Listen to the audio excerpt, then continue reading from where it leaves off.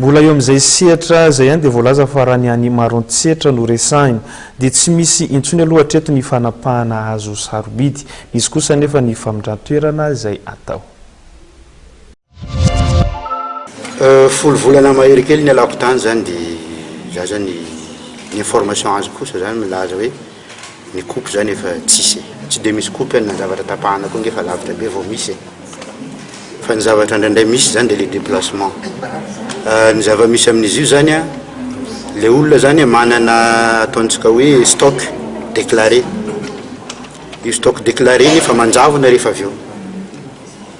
Rehefa manjavona le izy ho isy ny contrôle rehefa kelikely io a, dia tsy maintsy soloina.